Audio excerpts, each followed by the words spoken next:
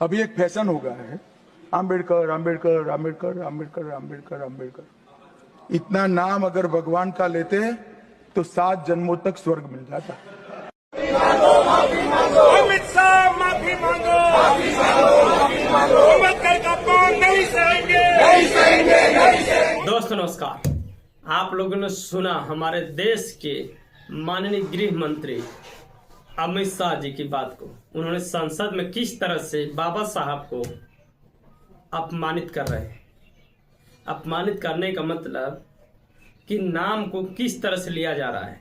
जो बाबा साहब हमारे देश के एक महापुरुष हैं, उनको नाम लेने के लिए अमित शाह किस तरह से कर रहे हैं, अम्बेडकर अम्बेडकर कर रहे हैं। लेकिन वो भूल जाते हैं कि बाबा साहब करोड़ों दलितों उपेक्षित लोगों के मसीहा हैं। ये भूल जाते हैं कि वो भगवान से भी ऊंचे दर्जे हैं। माननीय अमित शाह जी बाबा साहब का दर्जा आप इस तरह से बाबा साहब को कर रहे हैं। और विपक्ष में जो लोग बाबा साहब के फोटो ले करके अमित शाह जी का विरोध कर रहे हैं, ये तो जायज है विरोध करना। लेकिन जब बाबा साहब, जिस समय बाबा साहब जीवित थे, उस समय आमने सामने की कोई लड़ाई लड़ रहा था तो कांग्रेस पार्टी ही थी, जो बाबा साहब को संविधान में आने तक नहीं देना चाहती थी।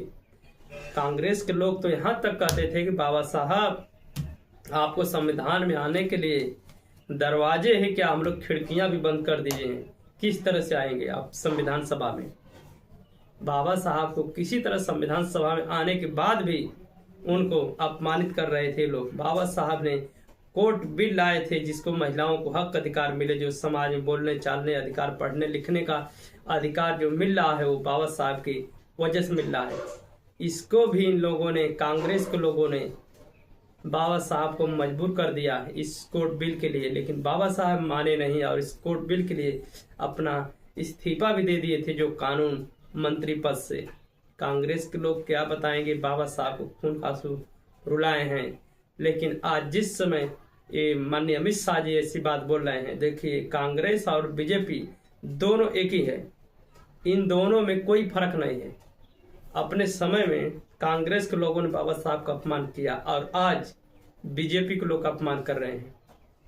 इतना जान लीजिए, ये दोनों किसी का सगा नहीं है। SC ST के OBC के लिए दोनों हक अधिकार छीनने वाले हैं।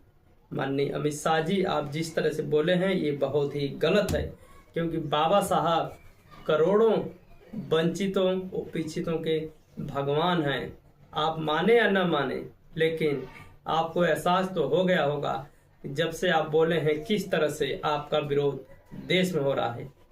यही बात समझ लीजिए। इसी को लेकर के BSP सुप्रीमो बहन कुमारी मायावती जी ने भी आपको बताया है और बीजेपी के और कांग्रेस के लोगों को बताया है कि सुनिए बाबा साहब क्या हैं। बाबा साहब के बारे में बताती हैं BSP सुप्रीमो, लिखती हैं अपने ट्विटर हैंडल X पर, कांग्रेस व बीजेपी एंड कंपनी के लोगों को बाबा साहेब डॉक्टर भीमराव अम्बेडकर की आड़ में अपनी राजनीतिक रोटी सेकने की बजाय इनका पूरा आदर सम्मान करना चाहिए। इन पार्टियों के लिए इनके जो भी भगवान हैं उनसे पार्टी को कोई एतराज नहीं है, लेकिन दलितों उपेक्षितों के लिए एकमात्र उनके भगवान केवल बाबा साहब डॉक्टर भीमराव अम्बेडकर जी हैं, जिनकी वजह से ही इन वर्गों को जिन दिन संविधान में कानूनी अधिकार मिले हैं, वो उसी दिन इन वर्गों को 7 जन्मों का स्वर्ग मिल गया है। अतः कांग्रेस, बीजेपी आदि पार्टियों का दलित व उपेक्षितों के प्रति प्रेम विशुद्ध छलावा, इनसे इन वर्गों का सही हित व कल्याण असंभव। इनके कार्य दिखावटी, ज्यादा ठोस, जनहित कम है। बहुजन समाज व इनके महान संतों, गुरु, महापुरुषों को समुचित आदर सम्मान BSP सरकार में ही मिल पाया है। यह BSP सुप्रीमो बहन कुमारी मायावती जी कहते हैं। और इसके बाद भीम आर्मी चीफ और नगीना के सांसद चंद्रशेखर आजाद भी कहते हैं, गृह मंत्री अमित शाह का बयान परम पूज्य बाबा साहेब डॉक्टर भीमराव अम्बेडकर जी के ऐतिहासिक योगदान और सामाजिक न्याय के लिए उनके संघर्ष का अपमान है। परम पूज्य बाबा साहेब डॉक्टर भीमराव अम्बेडकर जी नाम लेना कोई फैशन नहीं, बल्कि समानता, स्वतंत्रता और सामाजिक परिवर्तन की उस क्रांति का प्रतीक है जिसने करोड़ों दबे कुचले लोगों को न्याय और अधिकार दिलाए। अंबेडकर को भगवान के नाम से तुलना करना उनकी विचारधारा की गहराई है और संविधान निर्माण में उनके योगदान को कमतर आंकने का प्रयास है। यह केवल संवेदनशीलता बल्कि सामाजिक एकता और लोकतांत्रिक मूल्यों के प्रति अनादर का परिचय है।